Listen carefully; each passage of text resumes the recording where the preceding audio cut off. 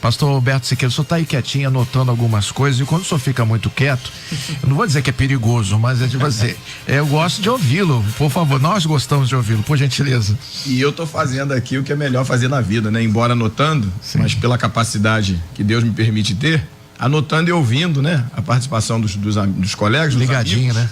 Ligado, né? E os conheço muito bem, são anos de debate aqui e também de convivência, e eu sei que o que falam com certeza tem consistência de verdade. Mas vamos lá. Eu quero usar 2 textos bíblicos para tentar colaborar um pouquinho aqui nesse tema que, como já foi dito, eu iniciei até pedindo para que as pessoas, né, convidassem outras para assistirem, porque é um debate para a gente pensar. A pergunta que o pastor Eli terminou aqui, bíblica, sensacional, de Caim: onde está o teu irmão? Eu costumo brincar aqui, mas é verdade, viu? Eu recebo mensagem para pregar aqui nesse debate. Não tem nada pro domingo que vem, para quinta-feira, amanhã. E aqui Deus abençoe. Vai aí um temaço, né? Um tema fantástico pra gente falar na igreja. Onde está o teu irmão? Uma das coisas, rapidamente aqui, que eu tava aqui anotando já dentro desse tempo, que o tema me levou a isso, sim, era a necessidade que a igreja tem hoje de pensar sobre ela mesma.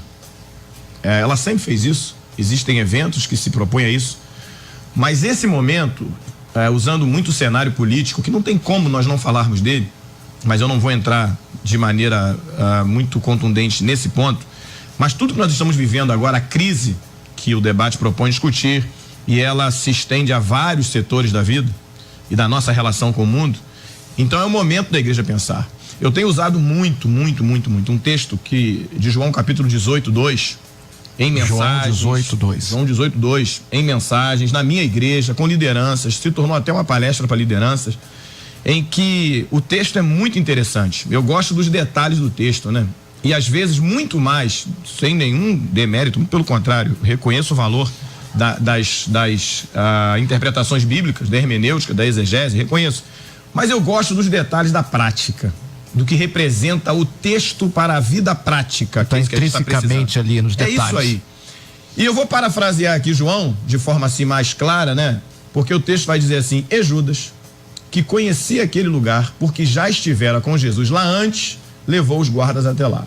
Ou seja, quando Judas participou daquele conluio para prender Jesus, ele já conhecia aquele. Agora, essa frase aqui, isso até tá quase uns 2 anos na minha cabeça, essa frase, porque eu fico ruminando as coisas, né? Essa frase é sensacional. E Judas, que conhecia aquele lugar, ou seja, porque já estivera, Jesus levou ele para lá. Se você voltar no contexto, é o mesmo lugar que Jesus chama os discípulos de amigos. João 15:15. Olha isso. É o mesmo texto que Jesus diz para eles: olha, vocês vão fazer coisas iguais e maiores do que as que eu fiz. São textos que mostram que Jesus naquele lugar se revelou amigo, líder, não é? Um mestre, muito mais do que um mestre, porque quando ele diz em João 15:15, ele vai dizer assim: olha, vocês não são servos, o servo não sabe o que o seu senhor faz, vocês não, vocês são amigos, tudo que o meu pai me confidencia eu compartilho com vocês. São frases fortes de Jesus. Muita coisa. Se voltarmos um pouquinho no próprio 15, João 15, no 7, ele vai dizer assim: se vocês permanecerem em mim e as minhas palavras estiverem em vocês, tudo que vocês pedirem em meu nome, meu pai vai fazer. Ou seja, também ali ele está mostrando um caminho. São ensinamentos, são riquezas que Jesus compartilha com eles ali. E o texto diz que é exatamente o lugar onde Judas vai levar as pessoas para prenderem Jesus. O que esse texto de João 18:2 provoca na gente? Uma reflexão. O que nós temos feito da igreja evangélica? O que temos feito na igreja evangélica, da igreja evangélica? E aí, esses textos aqui, eu não estava nem pensando nisso, não é? Veio agora, por inferência, mas eu vou às referências bíblicas para o que eu quero sustentar aqui de forma bem objetiva. O primeiro é um texto que eu tenho usado muito, e Monte Hermão está usando esse texto esse ano todo, que está em Lucas 2:10. Lucas 2:10.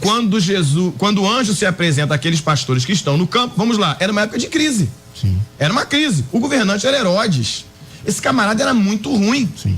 Além de ter matado muitas pessoas, sábios, há quem diga, os historiadores, que ele matou a própria sogra, matou o cunhado, pode ter sido ele o causador da morte da própria esposa. É Herodes também, que tinha relações incestuosas. Era um cara inescrupuloso. Era um governante terrível para os judeus, a serviço do Império Romano. Então era um defendendo momento, a qualquer custo o seu reinado. Ele queria saber onde Jesus ia nascer para matar o menino. E ele baixa um decreto. De 2 anos para baixo, o menino nasceu, mata. Todo mundo. Não precisa falar mais nada. Sim. Então perceba que era uma época de muita crise. Os pastores estão no campo, segundo o registro de Lucas 2, na vigília da noite, cuidando de suas ovelhas. E era perigoso. Além das bestas feras, era uma época de muito medo, muito ladrão, muito assalto. Era uma inquietação naquele lugar. E aí o anjo aparece, os pastores se assustam de noite, aquela luz, não é? E uma manifestação que eles não estavam acostumados, o anjo aparece e diz assim: olha só, não temais, porque eu trago uma boa nova. É a primeira referência bíblica que eu quero deixar. O que a igreja tem que fazer? Pregar as boas novas. Isso Jesus já disse há 2000 anos atrás. Mas não precisa de 2000 anos atrás, não. Essa profecia foi dada muito antes de Jesus nascer. Já era dito isso, que ele viria trazer as boas novas. O que a igreja tem que fazer? Pregar o evangelho de Cristo. Ela não pode se misturar com as coisas que o mundo está tendo uma tendência. As tendências mundanas são terríveis. E isso não é de hoje, não tem novidade nenhuma. Eu estou citando um texto de 2000 anos atrás, a época de Jesus. A inquietação, a crise. E a crise, ela atendia todas as esferas. Atendia a esfera espiritual, porque os judeus religiosos estavam sendo cerceados dos seus direitos, até de servir a Deus da maneira que deveria servir. Estavam pressionados. Tem uma promessa de um Messias vindo para salvar o povo, mas a vinda desse Messias causava também inquietação. Porque por causa dessa vinda morreram pessoas. Olha que coisa confusa. Quer crise maior do que essa? Existia uma crise política. Jerusalém, os judeus, de modo geral, estavam dominados pelo Império Romano. E nessa região aqui, quem comandava era esse camarada ruim demais. O Império Romano também causava problemas, crises financeiras, porque eles pagavam impostos altíssimos. Muita coisa. Todo mundo conhece isso. Você quer crise maior do que essa? E qual é a notícia do anjo? Não temam, eu trago boas novas. Qual é a boa nova? O menino nasceu. O que a igreja tem que fazer é proclamar o evangelho de Cristo. O problema é que não se proclama mais o evangelho de Cristo. Se proclamam tantas coisas, se ensinam ferramentas, caminhos, modos, formas, estratégias mirabolantes de crescer, de fazer acontecer. Mas caráter de Cristo, e o pastor Walter começou aqui dizendo isso, a igreja tem feito. Mas, sincero, honestamente, eu faço aqui a parte um pouquinho pior. Não tem feito como deveria fazer. O senhor já vai um pouquinho mais, hein? Mas não tem feito. Eu vou te dar uma prova que não tem feito. Quando eu vejo a igreja evangélica, líderes evangélicos, povo, pessoas comuns, mas evangélicas, que dizem crer no Senhor Jesus Cristo, se aliando em comum acordo com iniciativas para atingir a igreja, aí eu não posso aceitar. Para tudo, né, pastor? Para tudo. E nós temos visto isso. Pessoas que estão se levantando com mídia, com exposição nacional para defender coisas bíblicas. E a igreja entra num choque, que eles não percebem que não é ideológico político, é religioso, é espiritual. É uma batalha, meu irmão. É estratégico. A igreja nunca teve uma chance tão grande de pregar com liberdade no sentido de exposição. Não é? Essa eleição favoreceu muito a igreja evangélica nesse sentido. Mas você percebe que tem pessoas que se colocam contra. Aí, eu vou dar outra referência bíblica já para convergir para um final e concluir. Pois não. Romanos 12. O pastor Eli citou aqui. Eu vou pegar no início. Paulo vai dizer assim: não vos conformeis com este mundo, mas transformai-vos pela renovação do quê? Do vosso entendimento. E o meu entendimento foi transformado pelo quê? Por uma estratégia? Por um ensinamento de qualquer profissional, por mais gabaritado que seja? Por um livro de autoajuda? Não. Por 25 formas de ter o sucesso? Não. A renovação do meu entendimento é através da palavra de Deus, porque o próprio apóstolo Paulo vai falar que é a vontade soberana de Deus, que é boa, agradável. Então eu preciso, o que a igreja precisa? Primeiro, já dei a referência bíblica, Lucas 2:10, pregar as boas novas de Cristo. Segundo, as boas novas trazem revolução, sim, trazem transformação, mas sobretudo trazem libertação. Eu preciso, pela renovação do meu entendimento, pregar o evangelho de Cristo. E a igreja precisa ficar atenta a isso. Ela não pode seguir no mesmo ritmo que a sociedade, e às vezes faz isso. Quando eu percebo uma coisa que surge lá fora, a igreja importa isso para dentro dela porque é comercial. Normalmente. Porque dá ibope. Por exemplo, quer ver? Eu vou aqui arrumar problema, mas tudo bem. Não, o que é isso? Problema, não? É um probleminha básico, mas não pega ninguém, não. Básico. Tá bom. Camarada tá dirigindo o culto. Tá dizendo que é básico. Camarada tá dirigindo o culto, aí ele fala assim: tira o pé do chão. Você escuta isso aonde? Onde você escuta isso? Em festa mundana. Sim. Quando você percebe. Sai do chão. Ué, quando você percebe o culto evangélico. É o bonde do pastorzão.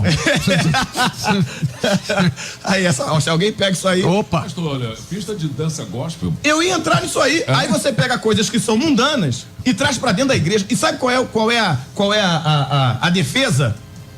Não, porque nós temos que nos modernizarmos.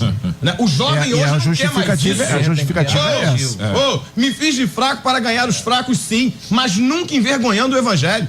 Então eu não preciso importar nada do mundo para converter as pessoas por um único motivo. Meu irmão, vamos citar aqui, para não falar de Batista, Igreja Assembleia de Deus. Igrejas que mantêm a mesma estrutura de louvor, de culto e até os seus costumes, que eu não estou aqui para discutir, e suas doutrinas, não estou aqui para discutir. Agora, levaram e levam milhares de pessoas a aceitarem Jesus com simplicidade. Eu corroboro as palavras do pastor Walter. Tem muita igreja séria que não faz uso de estratégia mundana, que não vai buscar lá nos Estados Unidos como é que está funcionando. Meu irmão, é buscar forma de adorar a Deus em outro país, é buscar forma de adorar a Deus lá no mundo, adorar a Deus. Não precisa disso. O que converte, o que convence o homem é o Espírito Santo de Deus. E ele não precisa importar nada do mundo. O que as pessoas precisam lembrar é o seguinte: são boas novas, mas essas novas foram ditas e foram anunciadas há mais de 2000 anos atrás. Curso de Teologia da Rádio Melodia. Conhecimento bíblico para você e para sua família. Sensacional! Surpreendente! Você nunca viu um curso como este. Projeto pedagógico inovador. Formação ministerial e pastoral. Vida cristã abençoada e equilibrada. Estude a hora que você desejar, onde você quiser. O curso fica disponível 24 horas por dia. Acesso pelo computador e aplicativo para celular. Você ainda pode baixar os textos das aulas para estudar offline. Professores vão te acompanhar diariamente na sala de aula online para sanar todas as suas dúvidas. Qualquer pessoa pode fazer o curso de Teologia da Rádio Melodia. Promoção de lançamento. Para pagamento recorrente no cartão de crédito, 50% de desconto. De R$ 199,00 por apenas R$ 99,00. Chegou a sua vez de estudar e crescer. Matricule-se. Acesse cursosmelodia.com.br. Deus tem uma grande obra na sua vida.